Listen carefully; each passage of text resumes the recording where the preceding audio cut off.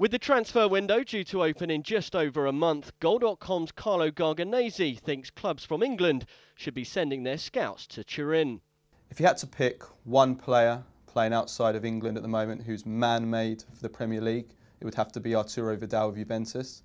He's 25, he's fast, he's fit, he's strong, he tackles and competes ferociously. Last season he made more tackles than any other midfielder in Europe's major leagues. Tactically, mentally, physically, he's pretty much perfect. Technically, he's not too shabby either. He scored 8 goals in all competitions this season for Juventus, which is their joint most amount of goals. And that's despite having a dip in form during October.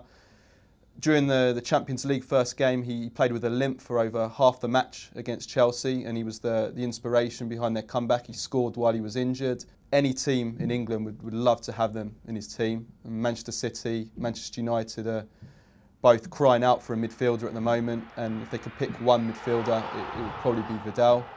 I think in truth, any team in Europe, maybe Barcelona, who have a very specific type of midfielder that they go for, but aside from Barcelona, I think any team in Europe would love to have Vidal.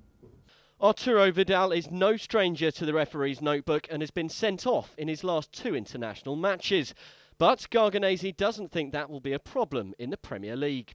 I think referees would allow him to compete and get stuck in, and some of his tackles, he dives in a lot of slide tackles. He would probably get away with it more in the Premier League than he does, say, in Serie A, where if you just show your studs, you give away a free kick.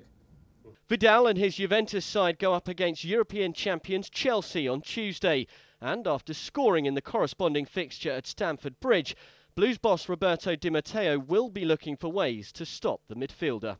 It's very difficult because he has a fantastic partnership with Andrea Pirlo.